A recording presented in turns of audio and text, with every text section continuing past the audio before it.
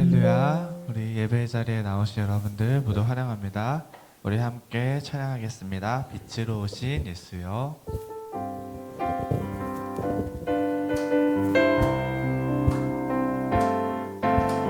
어두운 세상의 빛으로 오신 예수여. 어두운 세상을 밝히러 오신 예수여. 나의 어두운 맘속에 들어오셔서 나의 어둠만 밝혀주소서. 빛으로 오신 예수여. 빛으로 오신 예수여. 빛으로 오신 예수여. 나의 어둠만 밝혀주소서. 죄악된 세상의 빛으로 오신 예수여. 죄악된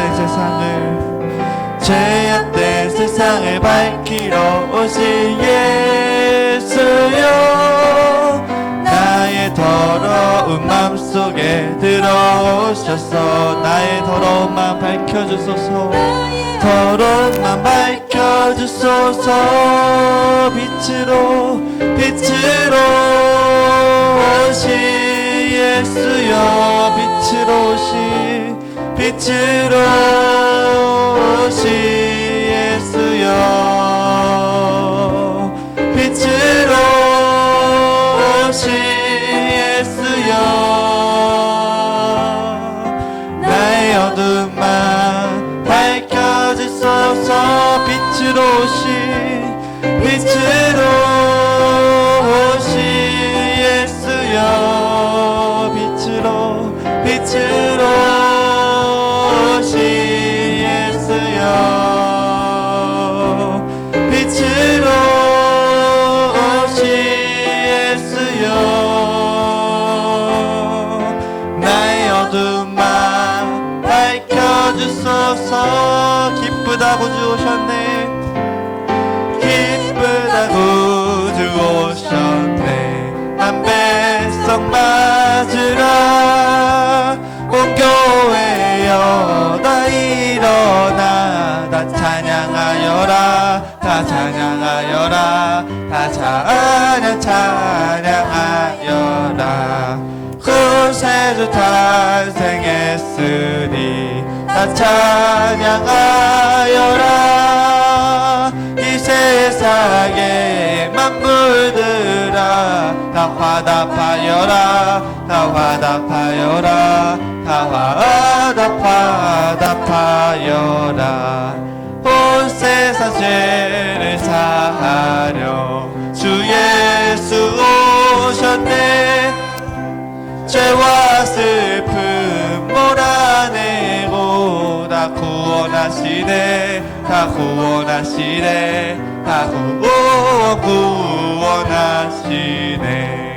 은혜와 진리 되신 주 다 주관하시니. 만국 배성 구주 앞에 다 경배하여라. 다 경배하여라.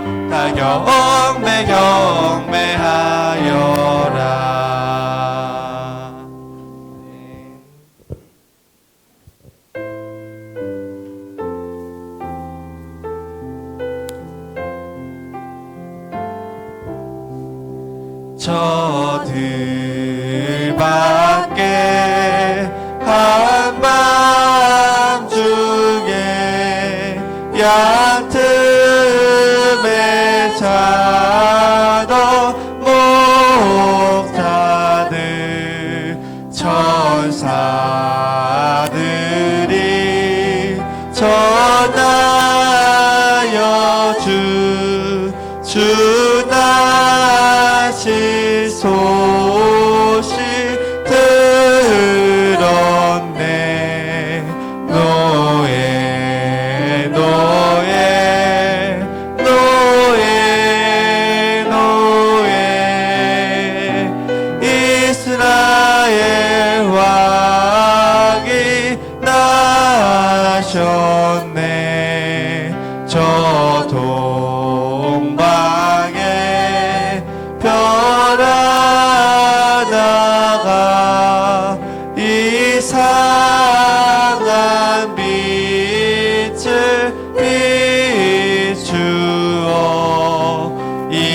나기에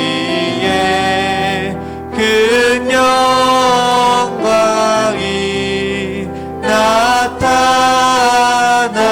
징조 보였네. 노엘 노엘 노엘 노엘 이스라엘 왕이 나셨네. 그 한 별이 베들레헴 향하여 바로 오더니 아기 예수 누우시지 그 위에 오자 멈췄네. 노엘 노엘 노엘 노엘 이스라엘 왕이 나셨네. 동방박사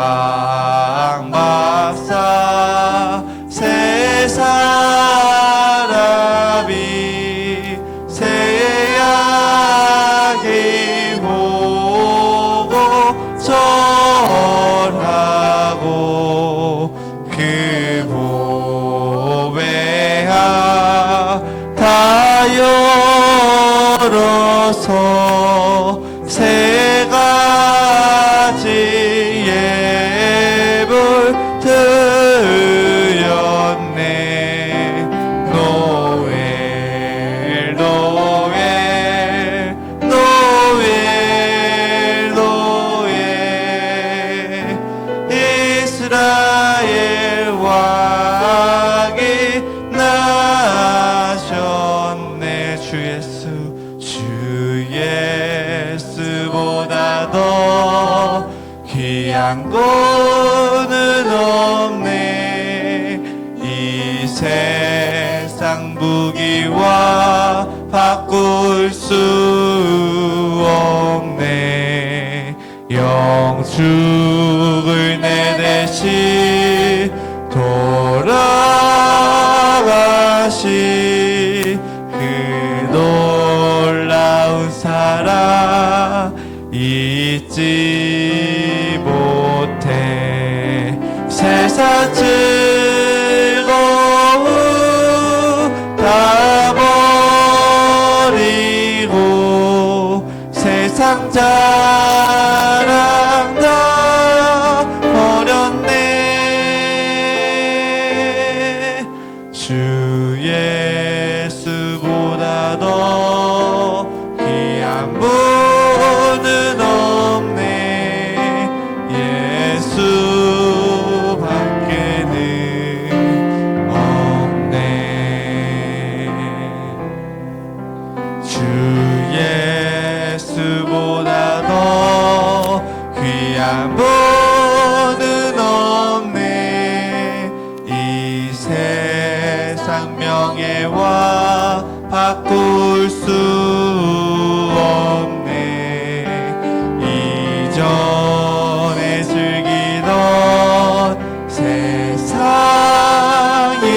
세상에도 주 사랑하는 마음 뺏지 못해. 세상 즐거움 다 버리고 세상 자랑 다 버렸네.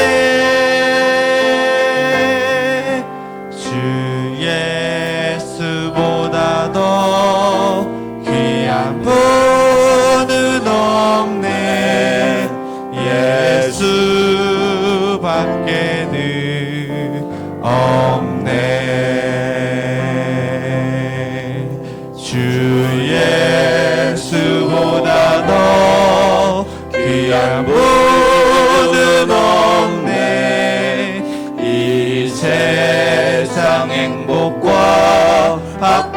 멈출 수 없네. 유혹과 핍박이 몰려와도 주 섬기는 내 맘 변치 못해. 세상 즐거움 다 버리고 세상 자랑 다 버렸네.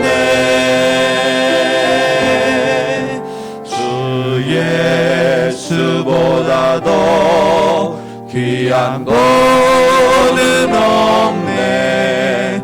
예수밖에는 없네. 세상 즐거움 세상 즐거움 다 버리고 세상 자랑 다 버렸네. 주 예수보다 더 귀한 분은 없네. 예수밖에는 없네. 아멘, 아멘. 이 성탄의 계절에 우리가 고백할 최고의 믿음의 고백이 있다면 주 예수보다 더 귀한 것은 없습니다. 이 고백인 줄로 믿습니다. 계속해서 왕이신 주님을 찬양합니다.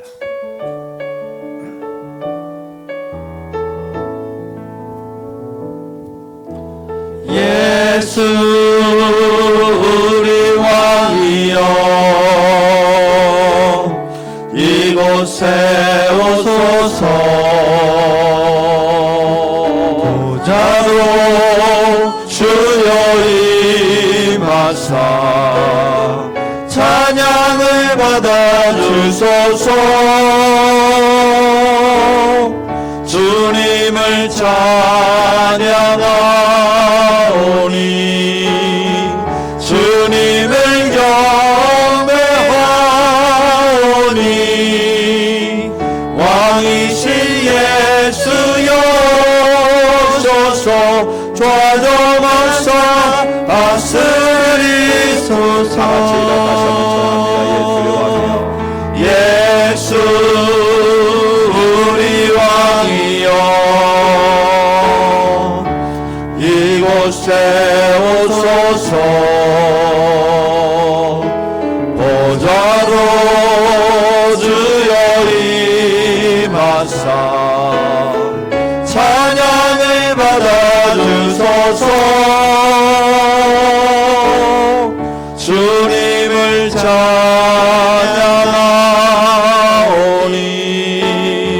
주님을 경배하오니 왕이신 예수여 오소서. 좌정하사 다스리소서.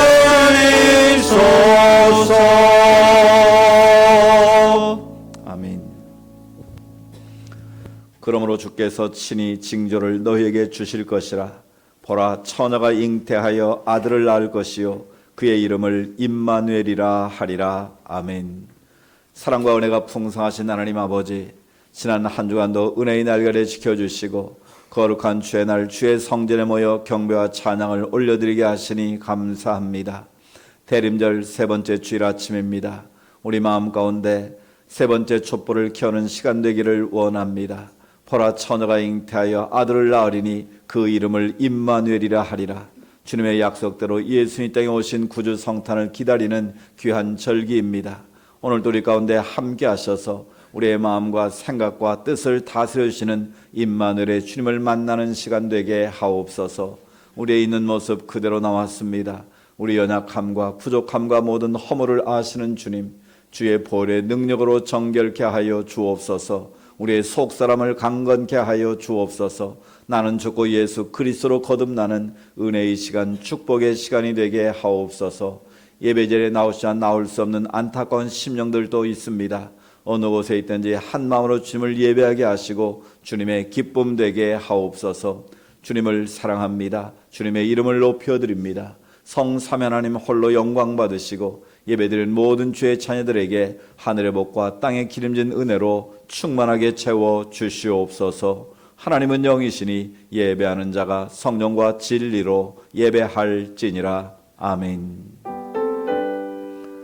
자비로우신 아버지 하나님, 주님을 사랑합니다. 주님의 이름을 높여드립니다. 주님을 영광 받으시고 높이시는 사랑을 충만하게 해주시옵소서. 성시교독 117번 구주광님 세 번째 말씀을 교독합니다. 광야와 메마른 땅이 기뻐하며 사막이 백합화 같이 피어 즐거워하며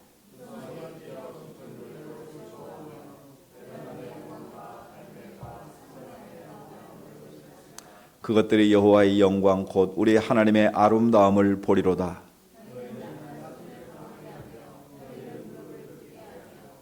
겁내는 자들에게 이르기를 굳세어라. 두려워하지 말라. 보라 너희 하나님이 오사.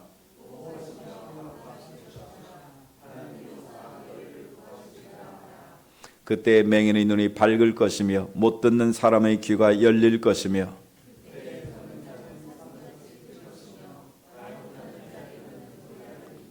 이는 광야에서 물이 솟겠고 사막에서 시내가 흐를 것임이라.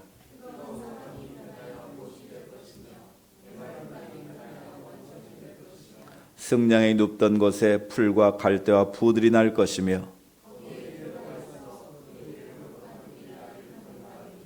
다 같이 깨끗하지 못한 자는 지나가지 못하겠고 오직 구속함을 입은 자들을 위하여 있게 될 것이라. 아멘. 사도신경으로 신앙 고백드립니다. 나는 전능하신 아버지 하나님 천지의 창조주를 믿습니다. 나는 그의 유일하신 아들 우리 주 예수 그리스도를 믿습니다.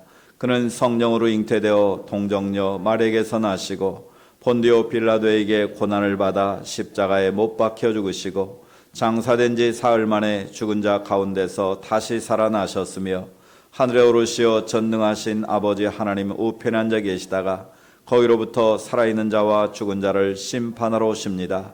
나는 성령을 믿으며 거룩한 공교회와 성도의 교제와 죄를 용서받는 것과 몸의 부활과 영생을 믿습니다. 아멘. 앉으셔서 95장 창일입니다.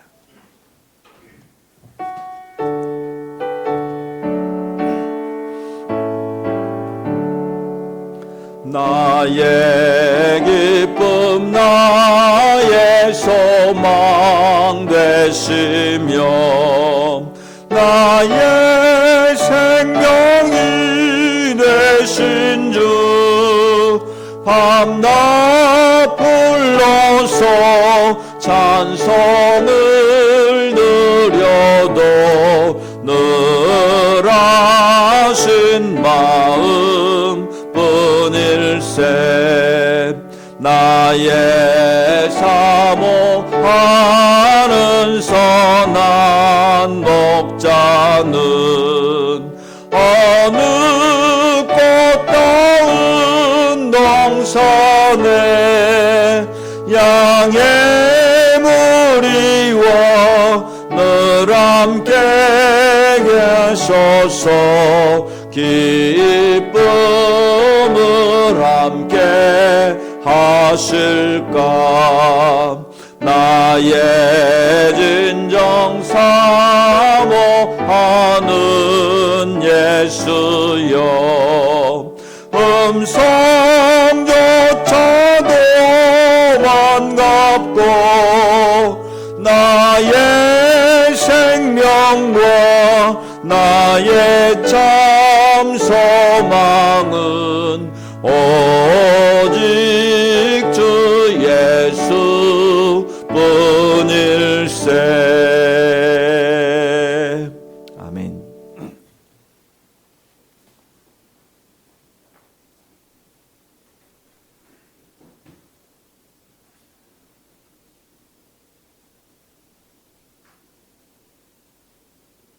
우리 삶의 주권자 되시는 하나님 아버지, 하루하루의 삶을 돌아보니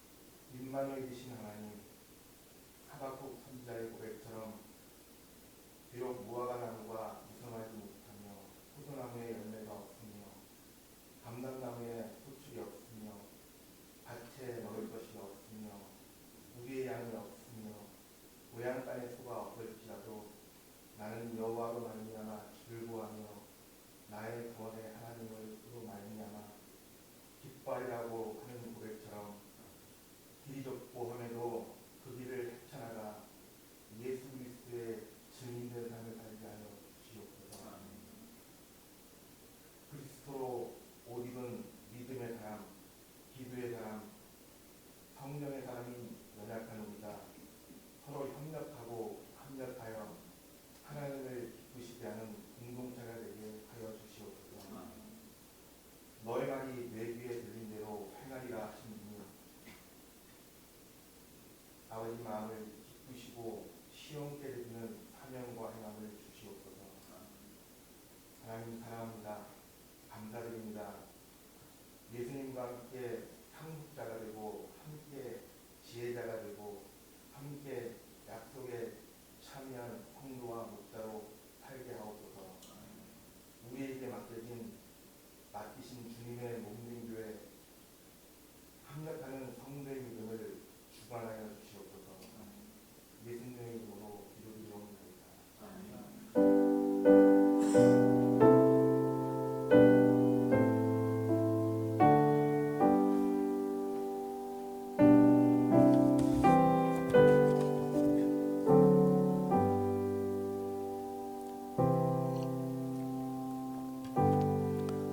교회 소식 전해드립니다. 다음 주 1부 예배 기도 송영경 권사님, 2부 나옥경 권사님 준비해 주시기 바랍니다.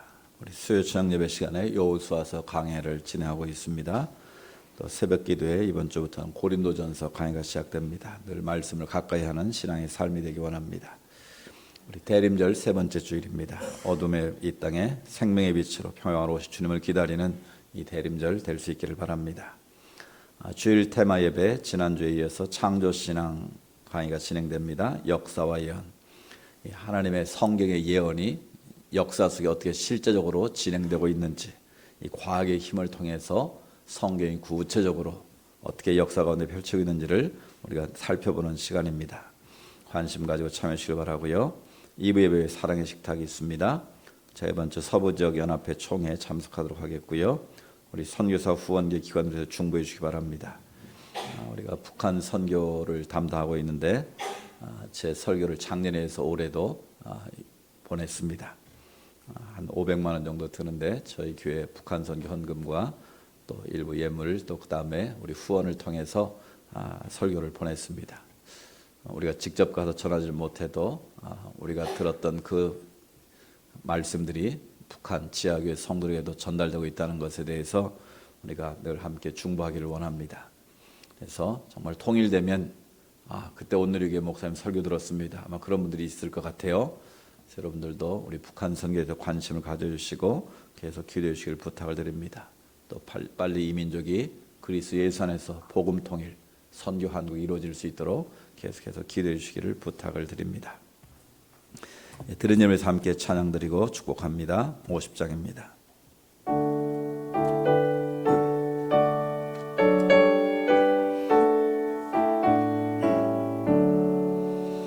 내게 있는 모든 것을 아낌없이 드리네.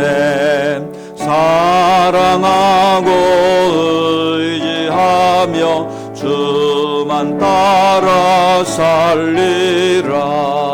주께 드리네. 주께 드리네.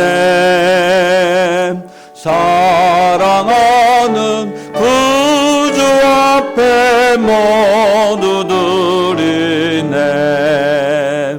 내게 있는 모든 것을 주를 위해 드리네.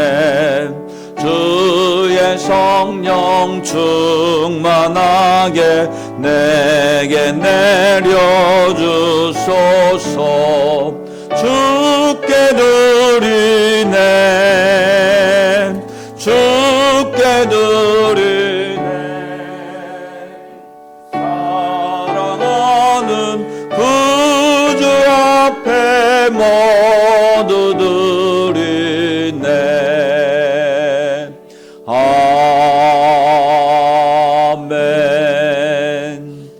참 좋으신 아버지 하나님 감사합니다. 우리가 주님께 나와 예배드리며 마음과 정성을 다해 귀한 예물 주님께 올려드리게 하시니 감사합니다. 모든 것이 하나님께로부터 왔고 하나님의 선한 청기로 살라고 맡겨주셨는데 우리가 구별해 주님께 올려드리오니 기뻐 받아 주옵소서. 야베스의 기도를 들으신 것처럼 하나님 앞에 예물을 드리며 간구하는 주의 백성들의 삶을 지켜주시고 복에 복을 더하여 주옵소서. 삶의 지경을 창대케 하여 주옵소서. 주의 손으로 도와주셔서 환난과 근심으로부터 벗어나게 하여 주옵소서. 그래 하나님 앞에 올려드리는 기도가 날마다 응답되게 하시고 주님 앞에 존귀한 자로 인정받는 신실한 주의 백성들 되게 하옵소서. 우리 다음 세대 주에겐 자녀들이 있습니다. 진리의 말씀에 든든히 서게 하시고 배움에게 있는 자녀들의 지혜와 명철을 더하여 주옵소서. 또 취업을 준비하는 취업의 문을 활짝 열어주시고 취업 중인 청년들 어느 곳에 있든지 인정받고 칭찬받는 신실한 주의 자녀들로 삼아 주옵소서. 또 결혼 앞둔 자녀들이 있습니다. 하나님께 위하신 믿음의 사람들을 순적하게 만나게 하시고 하나님이 기뻐하시는 믿음의 길 생명의 길을 걸어갈 수 있도록 은혜 내려 주옵소서. 성도들의 일터와 산업에도 은혜 베풀어 주시기를 원합니다. 어디로 가든지 무엇을 하든지 하나님의 기쁨이 되게 하시고 주의 영광을 드러내는 삶이 될 수 있도록 복 내려 주옵소서. 육신이 연약한 자들이 있습니다. 약함 속에 임하시는 주의 능력을 더딥게 하시고 온전한 치유와 회복의 역사가 나타나게 하옵소서. 대림절을 보내고 있습니다. 구주 성탄을 맞이할 준비를 하는 시간 되게 하시고 우리 10년 가운데 주님을 향한 간절한 마음이 부릴 듯 일어날 수 있도록 은혜 베풀어 주옵소서. 이 예배를 해서 수고함에 애쓴 아름다운 사랑의 손길들이 있습니다. 이 모든 정성 기뻐 받아 주옵소서. 오늘도 하나님 앞에 믿음의 손을 가지고 엎드립니다. 우리의 모든 것 아시는 아버지 하나님, 믿음의 간구를 주께서 들으시고 응답하여 주옵소서. 부족한 종이 주의 말씀을 선포합니다. 진리의 말씀, 생명의 말씀 되게 하시고 그 말씀 앞에 아멘 아멘으로 순종하여 하나님께 영광 돌리게 하옵소서. 예수님의 이름으로 축복하며 기도드리옵나이다. 아멘.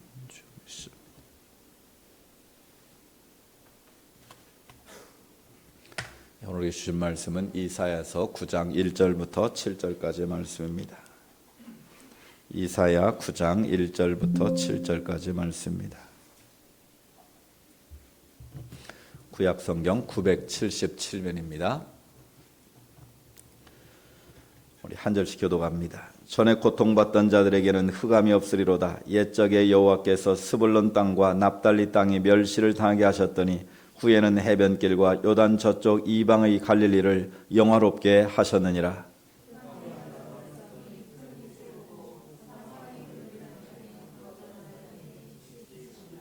주께서 이 나라를 창수하게 하시며 그 즐거움을 더하게 하셨으므로 추수하는 즐거움과 탈취물을 나눌 때의 즐거움 같이 그들이 주 앞에서 즐거워하오니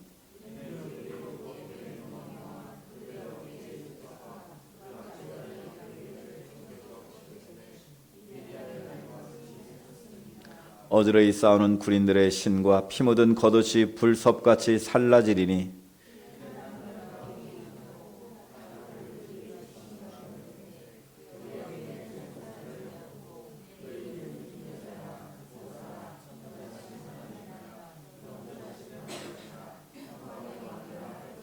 같이 읽습니다. 그 정서와 평강의 더함이 무궁하며 또 다윗의 왕자와 그의 나라에 군림하여 그 나라를 굳게 세우고 지금 이후로 영원히 정의와 공의로 그것을 보존하실 것이라. 만군의 여호와의 열심히 이를 이루시리라. 아멘. 아멘. 살아계신 하나님의 말씀입니다. 대림절 세 번째 주일을 맞이했습니다. 강단에 촛불 세 개가 켜진 것처럼 여러분의 마음 가운데도 이 촛불이 켜지기를 원합니다. 기다림의 영성이라는 주제를 가지고 우리는 시리즈로 말씀을 듣고 있습니다. 첫 번째 시간에는 사랑의 기다림을 배웠습니다. 예수님이 이 땅에 오심은 하나님 사랑의 최고의 결정이었습니다. 두 번째로 평화의 기다림. 주님의 이 땅에 오심은 분쟁과 갈등과 전쟁을 주는 이 땅에 평화를 주시기로 오시기 위해서 오셨던 사건임을 깨달았습니다. 따라서 우리도 어느 곳에 가든지 평화를 만드는 피스메이커의 사명을 감당해야 됨을 깨달았습니다. 오늘은 세 번째 시간으로 소망의 기다림입니다. 주님이 오신 가장 중요한 이유 중에 하나는 어둠의 이 땅 가운데 절망고 있는 하나님의 백성들에게 소망을 주러 오셨기 때문에 그렇습니다. 그런데 오늘 우리의 삶의 자리는 어떻습니까? 많은 사람들이 한탄하며 탄식한 소리가 이곳저곳에서 들려옵니다. 개인의 삶을 돌아봐도 올 한 해 동안 더 나아진 것 같지도 않고 또 문제가 다 해결된 것 같지도 않고 그래서 한숨 가운데 탄식을 하는 분들도 있을 것입니다. 또 이 사회를 보아도 우리 조국의 현실을 보아도 별로 앞이 환해 보이지가 않습니다. 그래서 많은 사람들이 나를 걱정하며 또 기도하고 있습니다. 즉 개인의 삶을 보든 우리의 현실을 보든 모든 면에 있어서 어둠이 여전히 짙게 깔려 있다는 것을 깨닫습니다. 그래서 많은 사람들이 말합니다. 우리에게는 소망이 없다. 기대가 없다. 자조적으로 그런 말을 하는 분들을 종종 볼 수가 있습니다. 그러나 성경은 분명히 말씀합니다. 빛은 어둠 속에 더 환하게 빛난다라는 사실입니다. 우리가 살고 있는 이 시대가 또 우리의 삶의 자리가 힘들고 어둡고 춥기 때문에 그 가운데 성탄의 구주로 다가오시는 주님이 더 필요하다라는 겁니다. 주님이 이 땅에 오셔야만 우리 심령 가운데, 우리 교회 가운데, 이 민족 가운데 오셔야만 우리는 절망을 걷어내고 새로운 소망을 발견할 수 있기 때문에 그렇습니다. 빛은 언제나 어둠 가운데 시작됩니다. 어둠이 없이 빛이 존재할 수가, 빛이 없이 어둠이 존재할 수가 없는 것이죠. 소망은 상황이 좋아졌을 때 생기는 감정이 결코 아닙니다. 아직 어둡지만 그 가운데 다가오시는 하나님을 바라보고 주님을 바라보고 붙잡는 믿음의 태도가 바로 소망인 것이죠. 어둠 속에서 빛을 기다렸던 사람들을 오늘 성경을 통해서 만나볼 수가 있습니다. 바로 이스라엘 백성들의 모습입니다. 이스라엘 백성들의 현실은 어떠했습니까? 9장 1절에 보면 전에 고통받던 자들에게는 흑암이 없으리로다. 고통받고 있다는 현실을 말씀하고 있습니다. 또 2절에 보면 흑암에 행하던 백성들이라고 말씀합니다. 사망의 그늘진 땅에 그들이 거하고 있다고 말씀하고 있습니다. 즉 이스라엘 백성들은 여전히 어둠 가운데 있었지만 하나님께서는 그들에게 소망의 불을 밝혀주셨다라는 것입니다.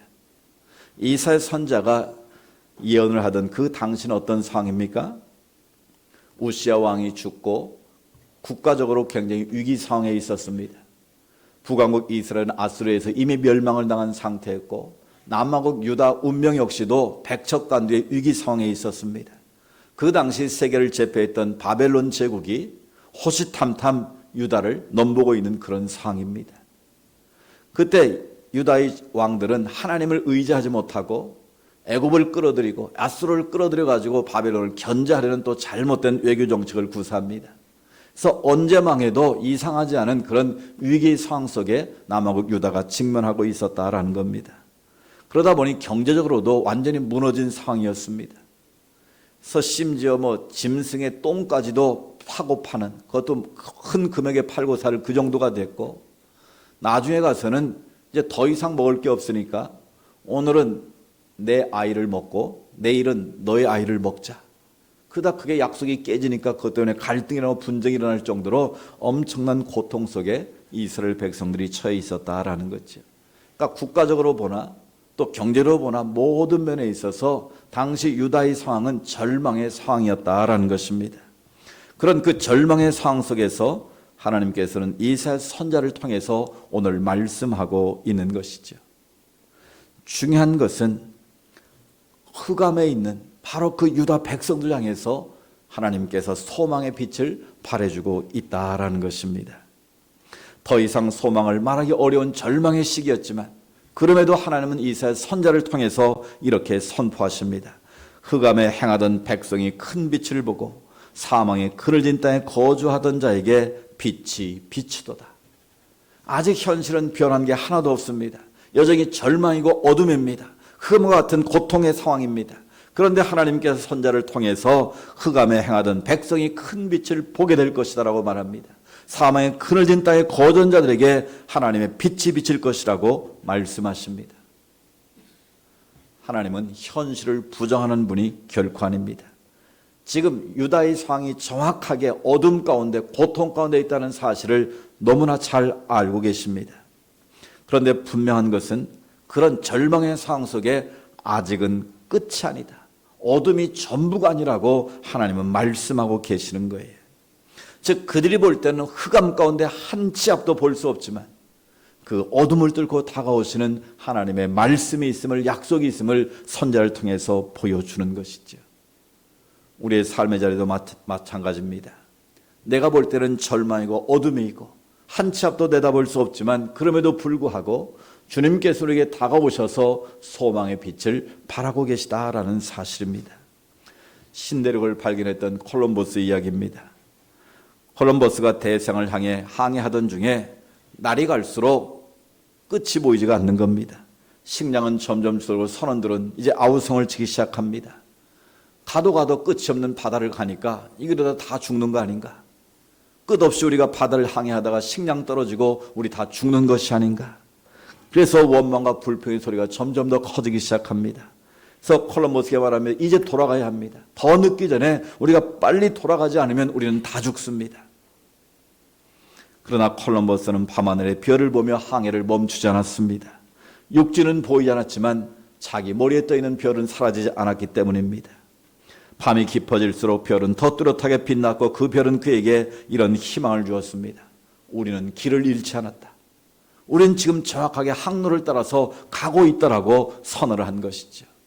그 결과 포기하지 않고 그 항해를 계속했을 때에 그들은 마침내 신대륙을 발견하는 위대한 준공이 될 수 있었다라는 것이죠. 우리의 삶의 자리도 마찬가지입니다.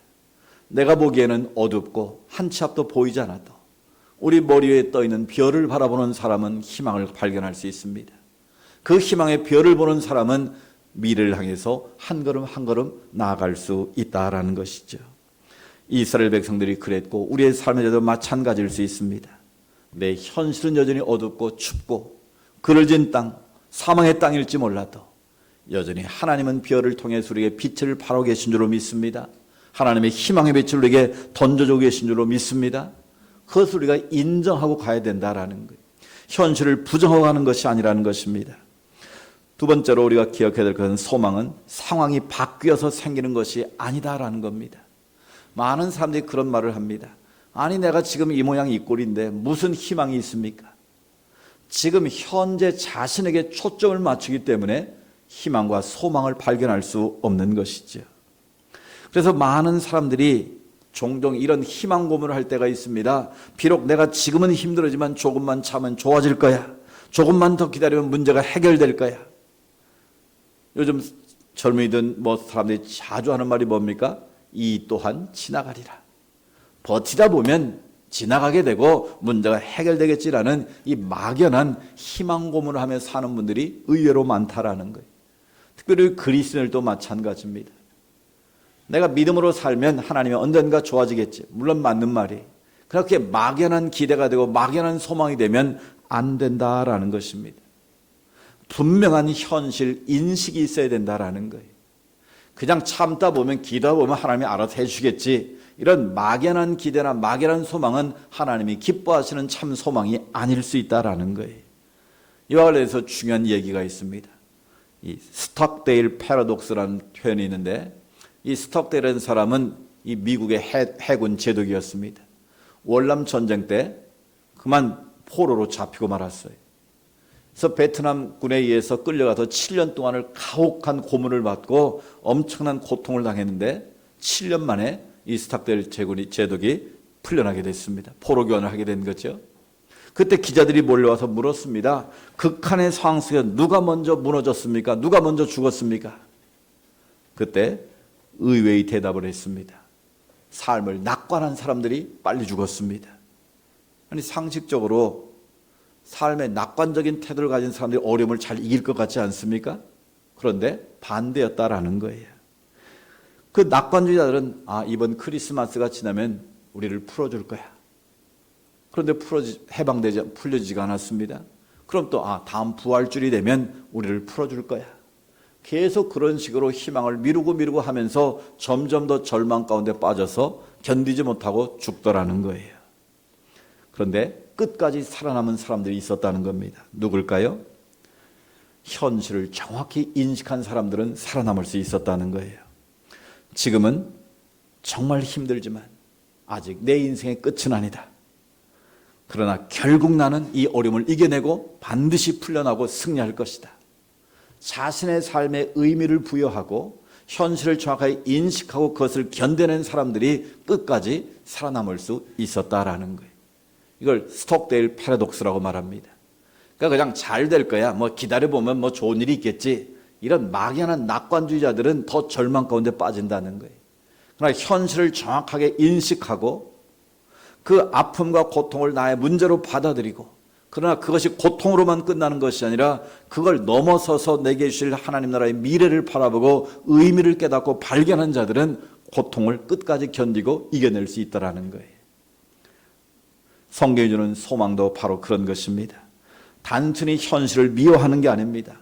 상황을 부정하지도 않는 것입니다. 내게 주어진 현실을 바로 인정하고 그 속에서 하나님이 나에게 뭘 원하실까? 이 아픔이, 이 고통이 나의 인생 가운데 신앙 가운데 어떤 의미가 있을까? 그것을 붙잡고 하나님 앞에 엎드리는 거예요. 하나님, 왜 이런 고통을 나에게 주셨습니까? 이 고통이 나에게 주는 의미가 무엇입니까? 내가 이 고통에 하나님 원하시는 것이 무엇입니까? 그 의미를 붙잡고 하나님 앞에 엎드려 기도하고 말씀을 붙잡고 우리가 살아갈 때 어려움을 뚫고 나갈 수 있는 새로운 소망이 생길 수 있었다라는 거죠. 이스라엘 백성들은 절망 가운데 있었지만 사망의 그늘진 곳에 큰 빛이 비출 것이다. 그 분명한 하나님의 약속의 소망을 붙잡고 있었기 때문에 절망을 넘어서 새로운 희망의 자리로 나아갈 수 있었다라는 것이죠. 그래서 세 번째로, 소망의 기다림은 현실 도피가 결코 아니라는 것입니다. 비록 삶의 자리는 절망 가운데 있어도 그 가운데 다가오시는 하나님을 끝까지 바라보고 믿음으로 서는 것임을 말씀하고 있습니다. 이스라엘 백성들은 현실을 외면하지 않았습니다. 고통 가운데도 하나님의 약속을 붙잡고 다시 일어서는 모습을 보여줍니다. 바로 이사야 선지자를 통해서 말씀하는 것이죠. 오늘 6절에 보면 이는 한 아기가 우리에게 낳고 한 아들을 우리에게 주신 바 되었는데 그의 어깨는 정사를 메었다. 비록 지금은 절망 가운데 있지만 반드시 하나님께서 계획이 있다는 겁니다. 하나님의 소망이 있다는 겁니다. 그게 뭡니까? 7장 14절에서 말씀하셨습니다. 주께서 친히 징조를 너에게 주실 것이다. 너에게 사인을 미리 주겠다라는 겁니다. 그래서 처녀가 잉태하여 아들을 낳을 것이요 그의 이름을 임마누엘이라 하리라. 처녀가 잉태하여 아들을 낳게 하시고 임마누엘, 하나님이 너희와 함께 하시느라는 징조를 보여줄 것이라는 거예요. 근데 그 약속의 말씀이 9장에 와서 아들을 주신 바 되었다, 이미 너에게 주었다라고 현재 완료형으로 말씀하고 있다라는 거예요. 현재 상황은 아무것도 바뀌지 않았는데 하나님께서 그 약속하신 대로 한 아들을 너에게 주셨는데 그 아들이 바로 너에게 큰 빛을 선물할 것이다 라는 거예요. 근데 그 아들은 어떤 아들입니까? 지난주 말씀에 어깨는 정사를 메었다. 세계 만물을 통치하고 다스릴 수 있는 권한, 통치권을 가지고 계시고 그 이름은 기묘자라 모사라. 놀라운 그분은 상담자이시고 또 전능하신 하나님, 못 이룰 것이 없는 하나님이시라는 겁니다. 그리고 영존하신 아버지, 잠깐 있다 없어지는 분이 아니라 우리와 영원토록 함께 하시는 하나님이시고 우리에게 궁극적으로 뭘 주시는 분? 평강의 왕이시라. 우리에게 평강을 주시는 분이다라는 겁니다.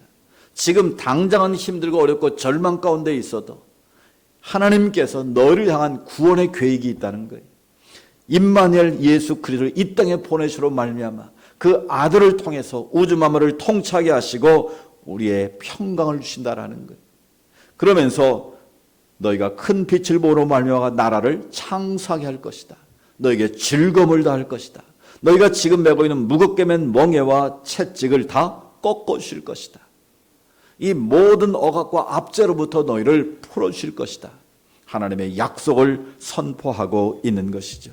그 약속의 성취자로 바로 메시아이신 예수 그리스도가 너희 가운데 오신다라는 것을 분명하게 말씀하고 있는 것이죠.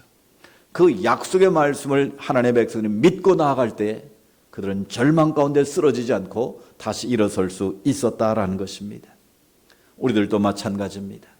내 삶에는 여전히 어둡고 추울 때가 있습니다. 풀리지 않은 숙제 같은 문제들이 아직도 산적해 있을 때가 있습니다.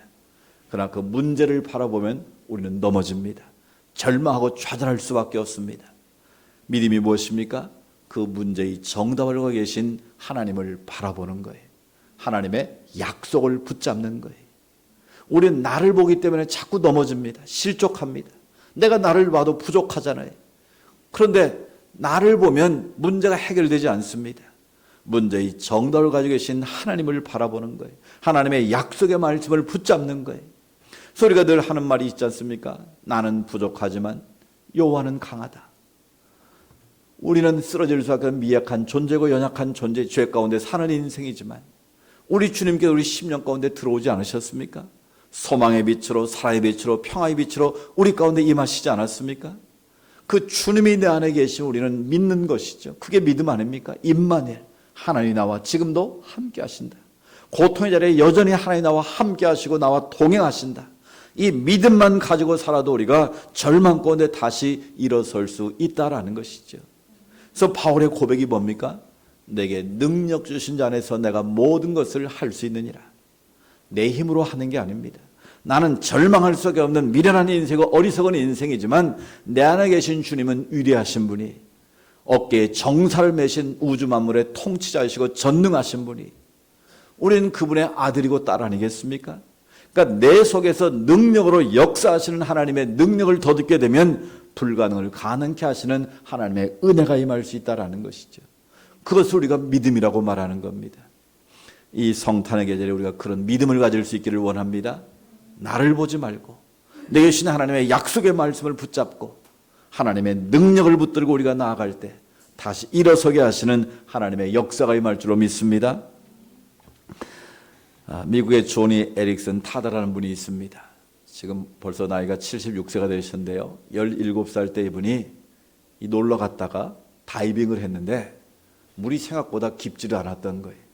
그래서 다이빙을 하는 순간 땅에 머리를 부딪히면서 목이 부러지는 대형 사고를 당합니다. 그래서 목 이하로는 전혀 움직일 수 없는 완전한 사지 지체가 마비되는 그런 큰 어려움을 당하게 됩니다. 17살 가장 활동적이고 가장 민감한 그 시기에 온몸이 마비가 됐으니 얼마나 절망스럽겠습니까? 그 병실에서 수없이 자살을 시도하고 죽기를 원했는데 죽지도 못했습니다. 근데 어느 날 전도자가 와서 전도를 합니다. 하나님은 당신을 사랑하십니다. 그때 엄청난 분노가 일어났어요. 아니, 하나님이 살아계시고 나를 사랑하신다면 어떻게 이 젊은 나를 사지마비로 이렇게 몰아넣을 수가 있습니까? 그런 하나님은 살아계시지 않습니다. 존재하지도 않습니다. 나를 사랑하지도 않습니다. 부정하고 분노를 표출했지만 계속되는 그 사랑에 그 마음이 녹아져서 예수를 인격적으로 영접하게 됩니다. 그때부터 이제 하나님의 말씀을 배우게 되고, 왜 하나님께 나에게 이런 아픔을 주셨을까? 왜 나에게 이런 고통을 주셨을까? 그 의미를 점점 찾아가기 시작을 합니다. 그래서 그분이 쓴 책이 있는데요. 하나님은 나를 특별하게 만드셨다. 이런 책이 있고 유튜브에 이 조니 에릭슨 타다라는 이름을 치면 그분에 대한 동영상 간증들이 많이 올라와 있어요. 그분은 절망의 상수였지만 예수 그리스도를 주로 고백하로 말미암아 젊은 시대에 자유신 그 고통의 의미를 새롭게 발견하게 됩니다. 그때부터 희망의 끈을 가지고 열심히 내가 무엇을 해서 하나님을 기쁘시게 하고 사람들에게 희망을 주는 전도사로 살아갈 수 있을 것인가. 그래서 붓을 입에 물고 그림을 그리기 시작합니다. 우리가 구족화가라고 그러죠. 그래서 구족화가로서 명성을 날립니다. 또 하나님께서 아름다운 목소리를 주셨어요. 그래서 찬양으로 하나님께 영광을 돌립니다. 그리고 돌아다니면서 고통 가운데 만난 하나님을 증거하고 복음을 전하는 복음 전도자로 지금 살고 있습니다. 그분이 만든 단체가 있습니다. 그 단체 이름이 뭐냐면 조니 앤 프렌즈라는 그런 단체를 만들었는데, 전 세계 지체 장애인들에게 휠체어를 보내주는 그런 기부하는 단체입니다. 그 일을 통해서 선한 영향력을 계속 끼치고 있습니다. 그 책에서 그녀는 고백합니다. 하나님은 휠체어에 나를 앉혀놓으셨지만 나를 일으켜 세우지는 않으셨다. 그러나 하나님은 휠체어에서 나를 더 높이 세워주셨다. 자기가 걸을 수는 없고 목 아래 모든 부분이 마비가 되었지만 하나님은 그래도 휠체어에 앉은 나를 새로운 인생으로 바꾸셨다라는 거예요. 그래서 전 세계 많은 사람들에게 희망을 주고 예수 그리스도의 복음을 증거하는 전도자로서의 삶을 지금도 살고 있다라는 것입니다. 이것이 바로 성탄에 다가오시는 새로운 소망을 발견하고 우리가 소망과 나아가야 될 이유가 있는 거예요. 우리의 삶에 여전히 힘들고 고통스러울 수 있어요. 아직 해결된 문제들이 여전히 남아있을 수 있어요. 그러나 나를 보지 말고 내 안에 계신 주님을 바라보고 하나님의 약속의 말씀을 붙잡는 거예요. 내가 왜 이런 아픔을 주셨는지, 왜 이런 고통을 주는지 그 의미를 깨닫는 것입니다. 그 의미를 깨닫고 주님 앞에 서는 순간 주님께서는 나를 통해 새로운 역사를 만들어가기 시작하신다라는 거예요. 절망에 대해서 갇혀있는 인생만큼 불행한 것이 없습니다. 힘들고 고통스러운 것도 정말 견디기 힘든데 그것에 갇혀 살면 얼마나 안타까운 인생이겠습니까? 그러나 주님께서는 바로 그 절망의 자리에 다가오십니다. 소망의 빛을 비춰주십니다. 그리고 한 아기 전능자이신 예수 그리스도를 우리에게 보내주십니다. 따라서 그분을 만나고 그분의 말씀을 붙잡고 그분 안에서 우리가 엎드려서 믿음의 삶을 살아내면 반드시 그 아픔의 눈물을 닦아주신다라는 거예요. 단순히 닦아주신 것만이 아니라 그 아픔과 고통을 하나님 나라의 새로운 소망으로 바꿔주시고 그 상처를 별로 만들어주시는 하나님의 역사가 임한다라는 것입니다. 우리는 대림절 세 번째 주를 맞이합니다. 우리의 현실은 여전히 어둡고 힘들고 춥습니다. 그럼에도 불구하고 주님은 우리 가운데 소망의 빛으로 다가오십니다. 지금도 다가오고 계시고 앞으로도 우리에게 다가오실 것이 분명합니다. 우리의 소망은 결코 헛되지 않습니다. 어둠의 이 땅에 생명의 빛으로 오신 예수님, 그분을 내 삶 중심에 모시고 우리는 누군가에게 이제 그 어둠을 밝히는 소망의 등불이 되어야 한다라는 거죠. 비록 다나라는 젊은 그 소녀가 사지마비가 되었지만 예수 그리스도를 인격적으로 만나고 그 고통을 통해 하나님이 주시는 새로운 소망을 붙잡고 의미를 부여하게 되었을 때 그런 세계적으로 존경받는 인물이 되었고 수많은 예수 그리스도의 복음을 증거 고난의 의미를 넘어서 우리에게 다가오시는 하나님의 섭리를 증거하는 축복의 사람이 될 수 있었다라는 것이죠. 이 대림절 나를 보지 말고 내 안에 계신 주님을 바라보시기 바랍니다. 주님의 선한 능력을 붙잡으시기 바랍니다. 그 능력을 붙잡고 우리가 다시 일어설 때 우리는 누군가에게 또 다른 소망을 불어넣을 수 있는 축복의 통로가 될 줄로 믿습니다. 우리 모두 그렇게 쓰임받을 수 있는 소망의 빛인 예수님을 통해서 소망의 빛을 발하는 우리의 삶이 될 수 있기를 주의 이름으로 축복합니다. 주님 감사합니다. 절망 가운데 있는 이스라엘 백성들에게 주님은 큰 빛을 발하실 것을 약속하셨고 실제로 임마누엘 예수 그리스도를 보내시로 말미암아 어둠의 이 땅에 온 인류를 구원하시는 놀라운 생명의 빛을 밝혀주셨습니다. 대림절을 우리가 보내면서 다시 한번 어둠의 삶 가운데 있는 우리들에게 다가오시는 소망의 빛을 보게 하시니 감사합니다. 우리가 어둠 가운데 휩싸이지 않게 하시고 빛으로 오신 예수 그리스도를 삶 중심에 모시고 빛 가운데로 걸어가는 삶이 되기를 원합니다. 우리에게 남겨져 있는 이 고난의 아픔이 하나님의 복음을 전하는 축복의 통로를 깨달아 알게 하시고 내게 주신 사명을 붙잡고 다시 일어설 수 있는 믿음과 용기를 허락하여 주옵소서. 그리고 우리의 어둠을 밝힐 뿐만 아니라 여전히 어둠 가운데 살고 있는 이웃들에게 주님의 따스한 사랑을 나누고 평화를 나누고 소망을 나눌 수 있는 축복의 사람들 다 되게 하여 주옵소서. 예수님의 이름으로 기도드리옵나이다. 아멘. 오신 말씀 생각하면서 주만 바라볼지라 전하겠습니다.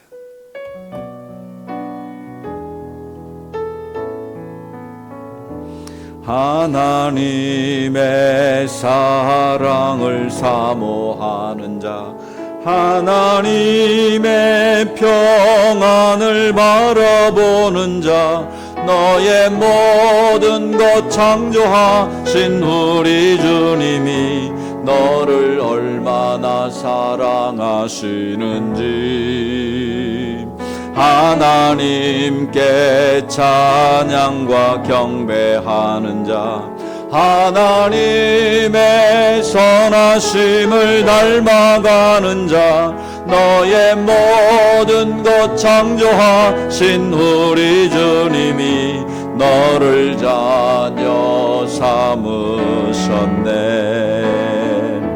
하나님 사랑의 눈으로 너를 어느 때나 바라보시고 하나님 인자한 기로소 언제나 너에게 기울이시니 어두움에 밝은 빛을 비춰주시고 너의 작은 신음에도 응답하시니 너는 어느 곳에 있든지 주를 향하고 주만 바라볼지. 다같이라 찬양합니다. 하나님 사랑해, 하나님 사랑의 눈으로 너를 어느 때나 바라보시고 하나님 인자한 귀로소 언제나 너에게 기울이시니 어두움에 밝은 빛을 비춰주시고 너의 작은 신음에도 응답하시니 너는 어느 곳에 있든지 주를 향하고 주만 바라볼지라. 주만 바라볼지라. 만 바라볼지라.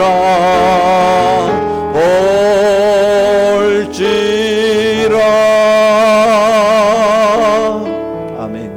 아멘. 여호와는 내게 복을 주시고 너를 지키시기를 원하며 여호와는 그 얼굴을 내게 비추사 은혜 베푸시기를 원하며 여호와는 그 얼굴을 내게로 향하여 드사 평강 주시기를 원하노라. 우리 구주 예수 그리스도의 은혜와 하나님 아버지의 사랑과 성령님의 교제하심의 역사가 어둠의 이 땅에 소망의 빛으로 오셔서 우리를 다시 일으켜 주시고 소망의 빛을 발하기 원하시는 주님의 뜻을 깨닫고 어둠의 이 세상에 다시 빛으로 나아가기를 원하는 주의 백성들 머리머리 위에 믿음의 소원들 위에 오늘의 재단과 이 나라와 민족 위에 이제로부터 영원토록 함께 하시기를 간절히 축원하옵나이다. 아멘. 주 믿습니다.